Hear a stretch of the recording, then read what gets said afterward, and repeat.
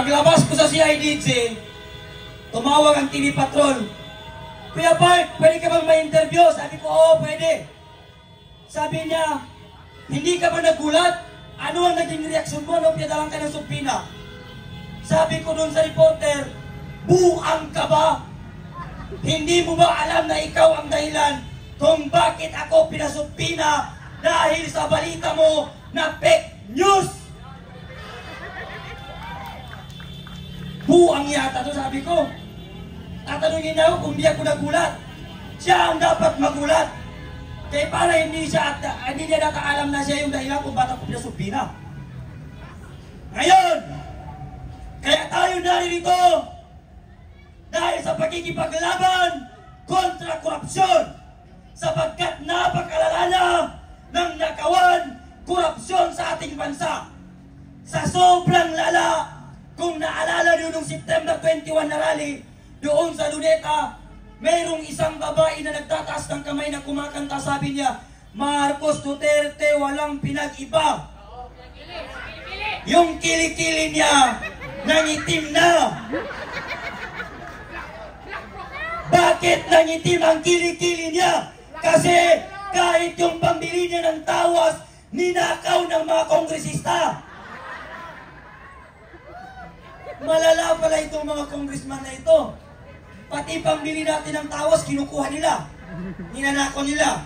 Pati tuloy mga kababayan natin na nangingitim na ang kilikili, parang binayuan ng kape. Malala ang nakawan dito sa ating bansa. Ngayon, ito ang nakakapagtaka.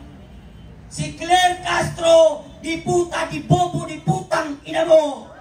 Bobo at gago. Si Claire Castro. Saan ka makikita? Lahat ng project ng Pangulo niyang bangag sinasabi.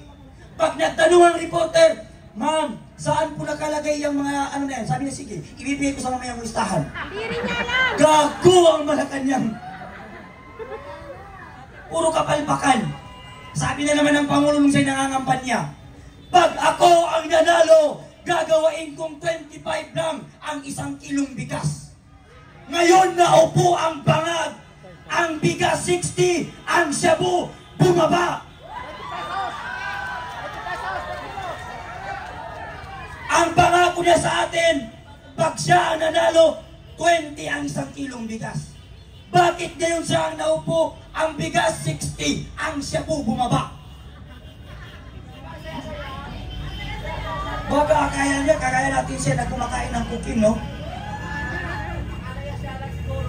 Noong zona niya, ano ang sabi ng bangag dating Pangulo?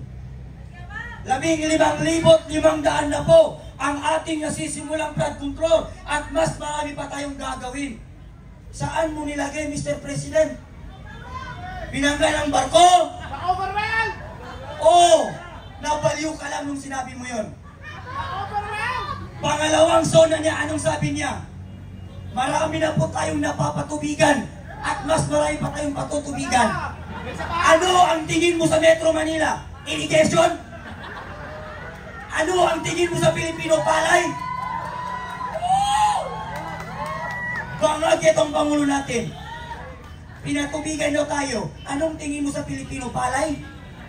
Anong tingin mo sa Balintawak, Quezon City, Pasig, Bulacan? Irrigation? Ang patutubigan mo?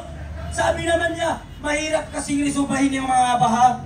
Kasi yung baha, yung bagyo, hindi na sumusunod sa dating schedule eh. Buwang ka pala eh. Siya pala ang nag-schedule ng bagyo. Buwang na Pangulo ito. Talagang buang. Kaya ko sinabi, etong administrasyon na ito, Congressman Abante, Charlico, Martin Romualdez, BBM, lahat pa na nasa administrasyon ito, utak hipon! Bakit? Alam mo kung bakit ko sinabi utak hipon? Bakit? Kasi ang hipon, naghalo ang tayo pati utak na hindi kayang paghiwalayin ang tama't mali. Tama! Sino ang top 1 na utak hipon? Si Congressman Abante. Ngayon, Abante, bagyo, may baha. Ito na ang panahon para palitan mo ang apelyido mo. Hindi na Abante. Alam niyo kung ano? Ano? Atras. Bakit? Ang hipon, pag lumalangoy, hindi pa Abante, paatras. Kaya ngayon, si Congressman Kiko Barzaga nandito ngayon. Bakit? Punong-puno na siya sa nakawan at korupsyon sa ating bansa. Bakit? Hirap na si Congressman Kiko Barzaga. Isa siya sa mayroong pinakamalaking binabayarang tax sa Pilipinas. Bakit? Siya ang may pinakamaraming pusang pinapakain sa Pilipinas. Tama! Kaya ngayon, nanawagan ng people power si Congressman Kiko Barzaga. Kasi isa siya sa may pinakamalaking tax na binabayaran. Kaya yung mga Pilipino dyan na may kalapate, may aso, may pusa, pumunta kayo rito, dalhin nyo pati tain ang pusa nyo. Ipakain natin sa mga pangulong yan, na mga bangal. No? Huwag na daw tayong magalala, sabi ng Pangulo. Kasi ang baha, iipunin niya at meron din araw na gagamitin niya. Siguro itong Pangulo natin si BBM, yung utak niya nasa talampakan. No? Isa pa yung asawa niyang parang zombie kung maglakad. Nakita niyo kung paano maglakad? Grabe! Nakakahiya sa isang Pangulo, bangag na nga ang presidente, pati asawa, parang zombie kung maglakad. Penguin kung maglakad. Siguro kung naging zombie siya, ganito siya maglakad. Ang dapat sa'yo, Araneta Marcos, huwag kang mag-down kasi hindi bagay sa'yo. Para kang patay na naglalakad. Napakapangit tignan. Napakaraming kapalpakan ang ginagawa ng gobyerno ito. Sabi ng Claire Castro, di puta, di bobo, di gago.